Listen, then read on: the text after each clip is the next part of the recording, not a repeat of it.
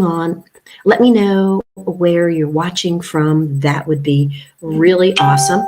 And the reason I'm coming to you super late is because I'm in Arizona, so I was traveling cross country all this week. And for those of you that played along today, that was kind of fun for the past couple days, seeing where the Skin Classic was. And a few of you got the correct answers, like we were in Tuscaloosa at the university, and we were in Tombstone, and a couple different places.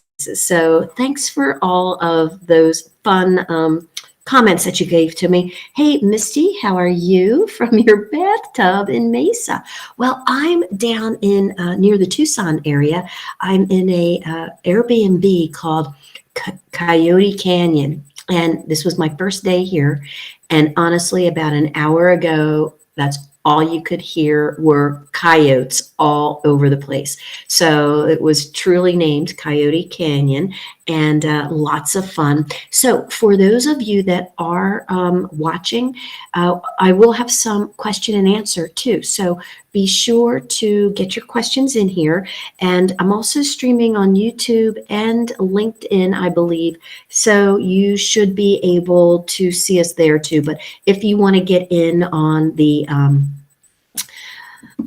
Q&A, make sure you do this. And I know that we have a lot of, and we have some people watching that maybe are a little shy. They don't want to say they're watching or where they're watching from. But if you are, that would be great. Because you know what? There are a lot of people that have not said no to their clients and really should have said no to their clients. I've been somebody that's happened to me too. I thought it was a coyote out there. So I want to go over some of the things that can make you a little stronger in your resolution for saying no. There's absolutely nothing wrong with saying no to a client. And when you get good at it, you will say no kind of without really saying no to your client, because deep down, we don't like to disappoint our clients who have come to our office, driven there, really made an effort to see us for whatever procedure it is. And so we really don't want to double back and say, I'm sorry, I can't help you. But there's lots of good things that you can do in order to keep that client happy. And also what you can do if you haven't made a client happy after you said yes and you really knew deep down you shouldn't have. I'm going to get going with hey, Brandy Young. Oh, how are you? Yay. I'm going to get going with the slideshow. Now, if during the broadcast you want the slideshow, maybe there are some good before and after photos that I'm going to show you of, like, oopsies, things that can happen, like if you treat somebody with melasma, why you need to say no to them. Go ahead and in the comments, give me the word no, and my nurse bot will automatically drop that slideshow into your messenger after the broadcast. So remember, the magic word is just no, N-O, and you'll get the slideshow, so that if you want to go back and you want to look at some of the reasons why we do say no, then it might get into your brain just a little bit more.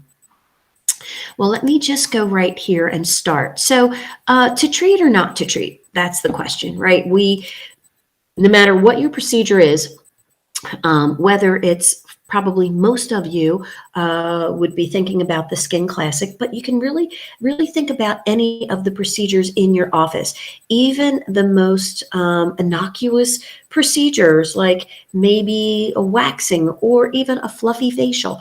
Every single thing we do to a client can have some type of repercussion. And so we want to mitigate all that. We want to get those clients that give us those bad feelings or they've thrown some red flags out. We want to separate them from the clients that don't. So we do have to question whether we're going to treat or not.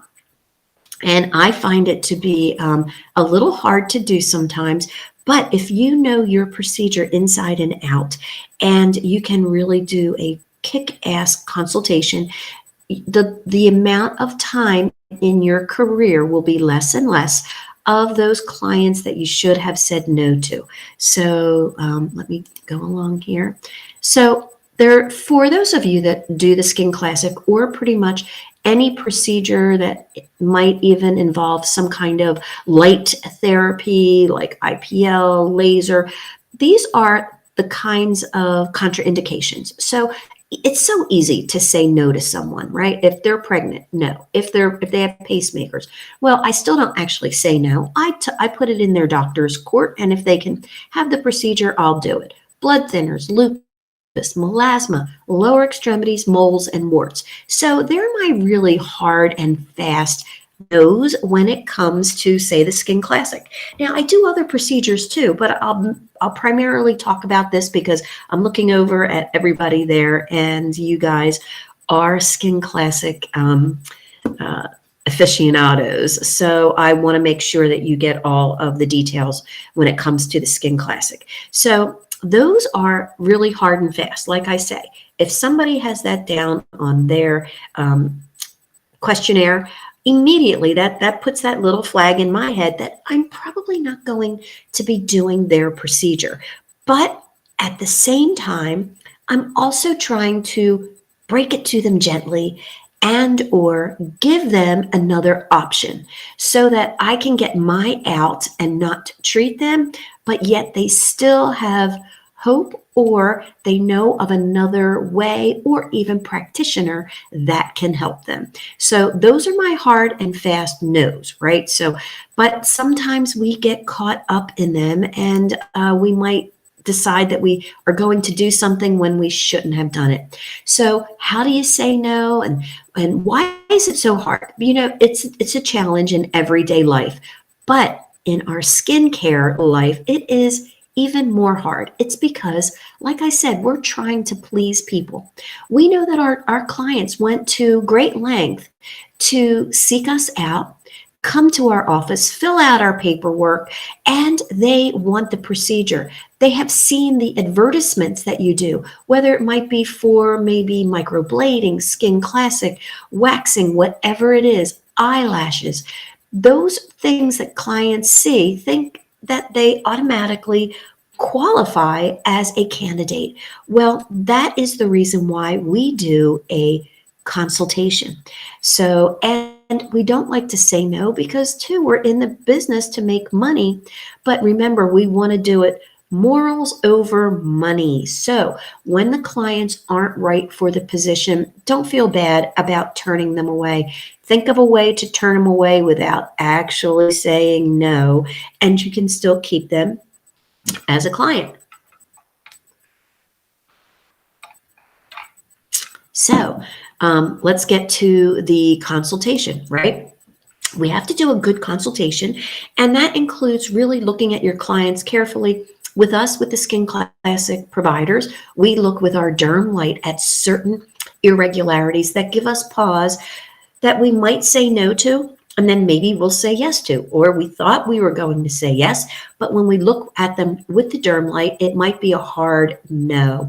And you need to have why it is a hard no so that you can explain that to the client. For instance, I think I have a few pictures here that might help with that.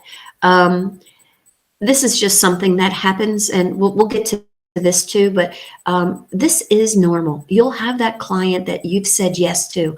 Maybe they had a lot of sebaceous hyperplasia, and you know they're going to get a crust everywhere they work. And you show them before and after photos out of our before and after book, and they have pictures that look like this. But 3 days later, that same client will snap a picture and send this to you and say, oh my gosh, is this normal? Well, even for those seasoned Skin Classic providers, you still get that pit in your stomach like, oh God, look at her. But this is totally normal. So when you know what is totally normal, you can walk that client off the ledge.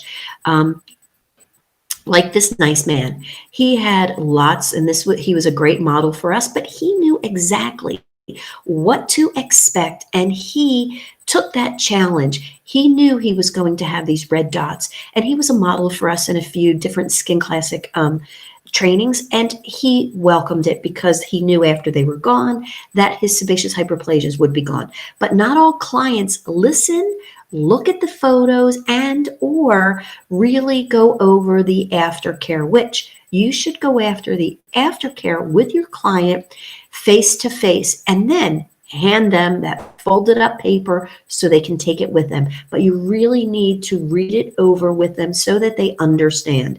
And again, they still might not understand. So we're always hopeful that they will. So when do we want to say, hey, Rebecca, when do we want to say no to a potential client, right? After we've completed a comprehensive consultation, and they're not and they wouldn't be able to meet the expectations. This procedure would not meet the expectations of the client. So, you want that really good comprehensive consultation.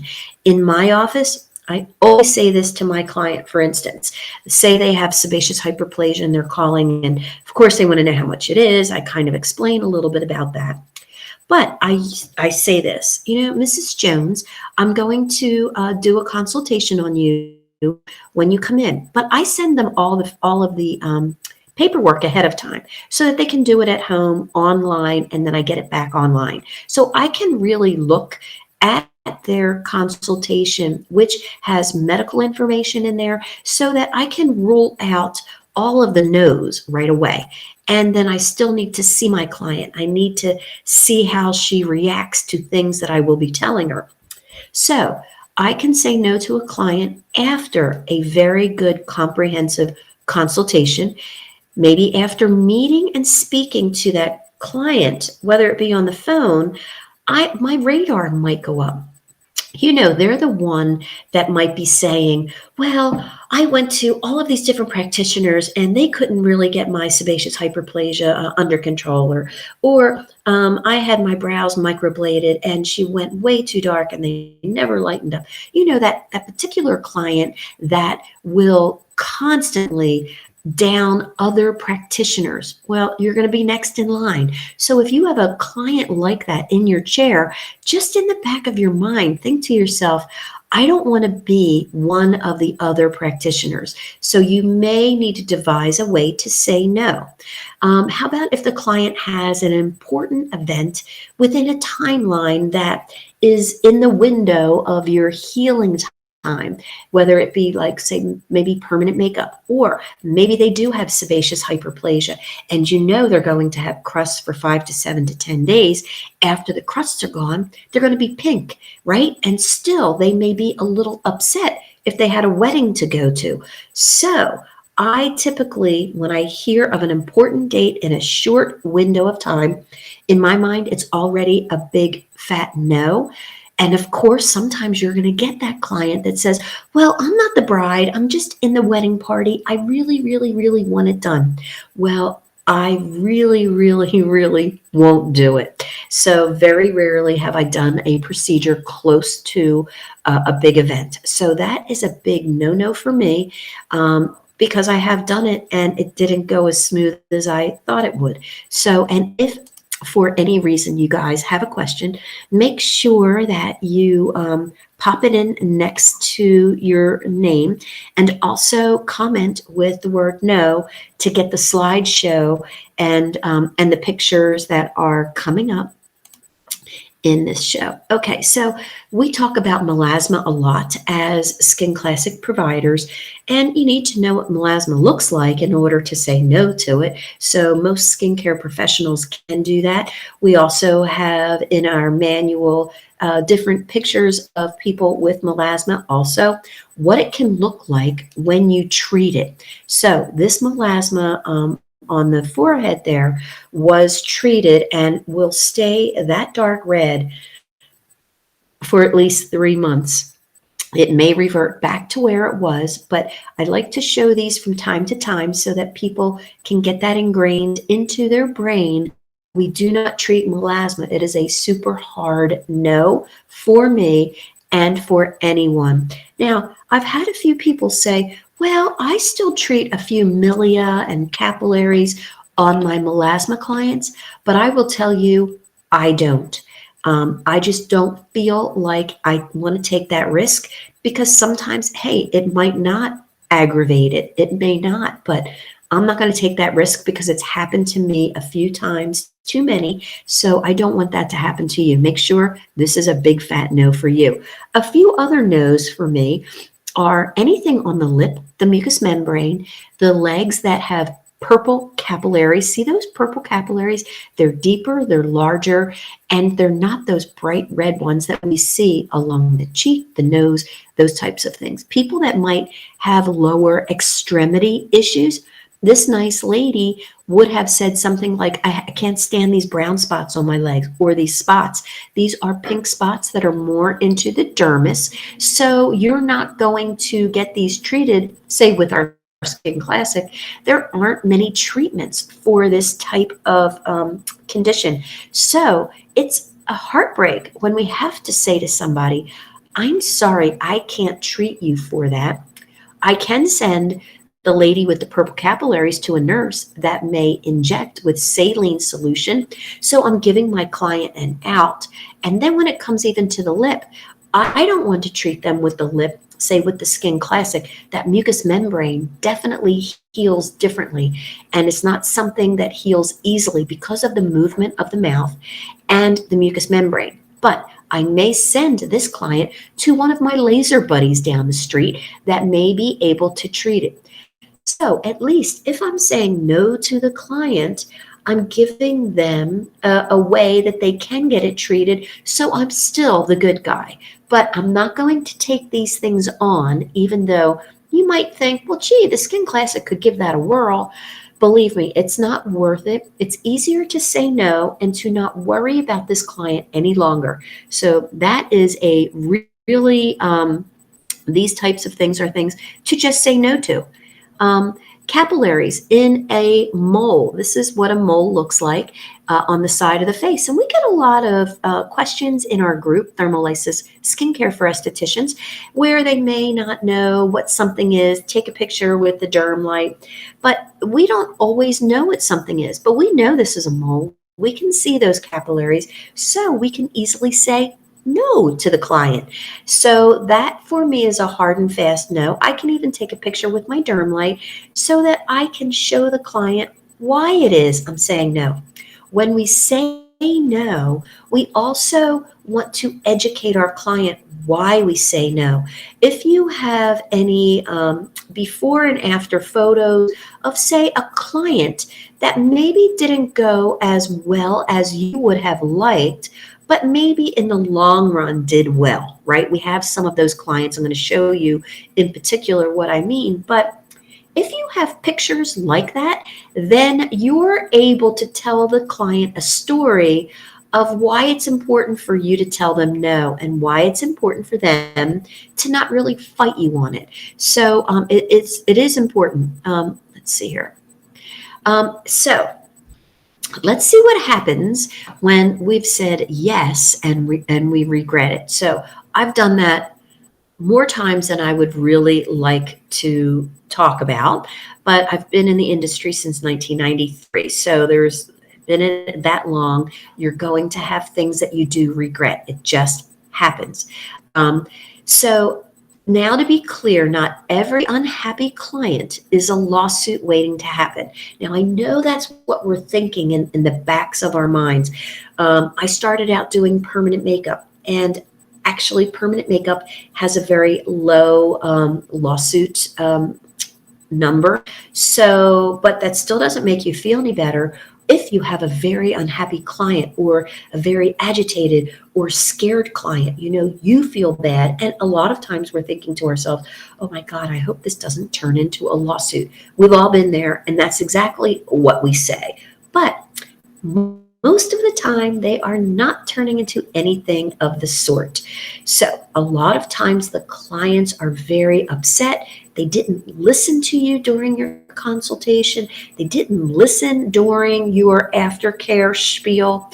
So what you're going to want to do is get this resolved immediately. Okay, that client that said, I'm really unhappy, my face is all marked up from the Skin Classic. You might get that text and be like really nervous, and you might like not even want to contact her back. But you want to get it resolved immediately. So you know what you do? If you have time, if you're in between clients, you go ahead and message that client right back. Hey, I just got your message. I'll be with a client for a little bit.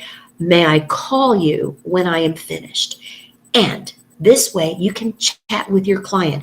Don't put them off. If you put them off, then they're going to think that you are in the avoidance mode, and that's not good for anybody. So you want to get back with them as soon as possible, because you want to see if there's anything that you can do for the client to set them at ease. By having them send a selfie would be great, but also reminding them of the before and after photos that you showed them during the consultation. And remember how long it can take for the crust to go away. And sometimes people take a little bit longer. So you want to make sure that you get all of that out to your client. You want to invite the client back to the office if you have to, in order to see what it is they're talking about. It can even be because of a set of eyelashes. If they just call in a huff, in a panic, you need to get some pictures. You need to be able to qualify the phone call that you're going to make to them. You don't want to just talk to them. You have to see something. So getting that selfie is really great. And if for some reason they're very reluctant to get any of this to you, well, that's a red flag for me, because maybe they're not being very honest. Maybe it's a money thing, and sometimes clients have requested money back because of they're unhappy with what has happened. So we absolutely need to see what they're unhappy about. And be sure to go over again everything that you reviewed in your consultation and your aftercare. And from that point on, from your very first interaction with your client, make sure that you document it, so that if in the event you would need to speak to your insurance company, you have everything documented. And if the client is constantly calling you and constantly messaging you, you need to document that as well. There are some things that probably you might need to do at that point. Maybe, and I have done this, maybe you might need to block that client from your social media where they found you, because you don't want them to go ahead and start posting on social media. Because to tell you the truth, once that client settles down, once they see a little bit more time has lapsed and their eyebrows look lighter, their sebaceous hyperplasia looks better, they're going to regret that they've put that on your Facebook or your Instagram page. So it would behoove you to make sure they're not able to communicate via your social media. I think it is important. You can always get them back in there, but I do feel like that is something that you should and could do. I don't know if any of you guys seem to think that. One of my foes is, to be honest, I wouldn't do something I wouldn't be comfortable doing. Is to be honest, right? And you know what? It's great to be honest and say no to people, because it shows that you have integrity. And at the end of that consultation, if you said no to the client, but gave them another option, or another trick in your bag that maybe is what they really needed, maybe not the microneedling procedure they think they needed. So then they're going to think a whole lot more about you, that you talk them out of, say, that more expensive procedure, because they don't need it. But what they do need is something else in your bag of tricks. So it is great to be honest with them. And it's always great when they say, I'm so happy that you were so honest with me. So that makes me feel good, but also it lets me put my head down at night because I know that I didn't do something for somebody that really wasn't warranted.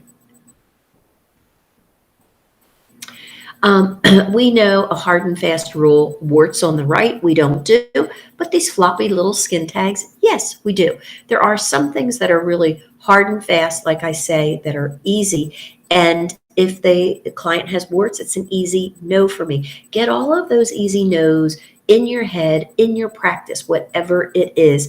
If it's somebody that you're waxing that has skin integrity issues, right? You're not going to wax them, but you will explain to them that no, I can't wax you with the way that your skin is now. But maybe let's try to get your skin in good shape so that we can do it and give them an option. But this way, you're not totally knocking them out of the box.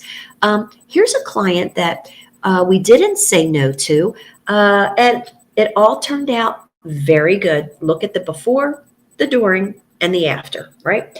But this client was done by one of our awesome Skin Classic trainers, and she did a wonderful job, even did a great job during her consultation because she wanted to make sure that the client did not have a job related uh, endeavor that would make his hands become wet. So, you know that when we do hands, we want our clients to wash their hands, pat dry, use a moisturizing sunblock, and that's it. We don't want them washing dishes. We don't want them shampooing hair in a salon. We don't want them wearing rubber gloves in the surgery suite. We want them to stay dry. So, this nice man did say that he was a foreman, so he didn't have to work with his hands. Well, that wasn't such the case because about 5 days later, this middle picture looks really good compared to actually what it was a few days before that. He got his hands super wet. They got super yellow looking and they got too wet. So now the client was very upset, but our awesome Skin Classic trainer had to remind him that he needs to keep them dry. And upon keeping them dry, look at the beautiful result. So sometimes the clients don't listen as good. Sometimes they even tell us a fib or two. So we have to be kind of clued in on that. And we don't really know if they're lying to us, but we can tell by pictures what's going on. And the pictures when they were all yellow, I have them, and I'll try to pop them up in the group a little bit later. But they were yellow, and that tells me right away that they got them too wet. They either washing dishes, maybe went to the lake. I don't know. But we should have probably said no to this client, but we didn't know.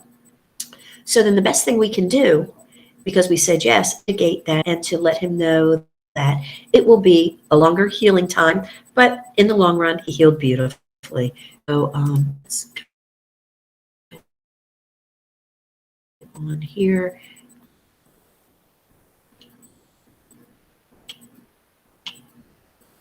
I am, hang on. Oh, okay. I have some good pictures in. I just need to pull something up here. And so next week I'll be doing, because I know we did the, thank you all for doing the questionnaire on what you really, really needed done. And let me just see, maybe it's in here, because these pictures are really good. I want to show you what can happen on social media when things can go awry.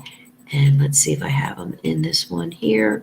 I hope so, because I just popped them up. And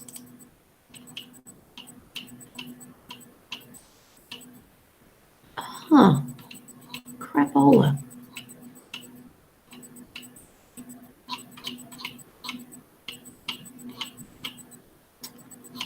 me just see here. Oh no, okay. I'm going to add those to the slideshow. Darn, because it's very important that I get these to you. Okay, so I'll just tell you the story. So we had a great skin classic provider treat someone for sebaceous hyperplasia. And that client called me, asked me if everything was normal, the way things were healing. She was healing a little slower. You could tell right on the phone that she really was very upset, even had some dysmorphic problems she confessed to. So that right there would have been a real hard no, but we didn't know that. Well, then she posts on one of the Facebook pages in detail about her Skin Classic procedure and how unhappy she was that she wasn't able to leave the house, and it was going on 17 days. Well, she was being a little dramatic, and I knew she was going to heal fine, but she kept this rant up in a Facebook group. And so by about day 40, she looks fine. So she went through all of that, put my trainer through all of that. And you know how you would feel. Anybody would feel bad if they had treated a client and they thought they made them unhappy. We're not in the business to do that. So, um, so that's why sometimes you want to block these people from your social media or any group that that you're in charge of, because they can come back to bite you, even though the last one that she did, she actually said, I look so much better. So I judged the Skin Classic a little too harshly, too quick. But that didn't do anything for us while she was going through that. So when you get your slideshow, you'll get those particular pictures in there as well. And I appreciate you guys coming in late at night.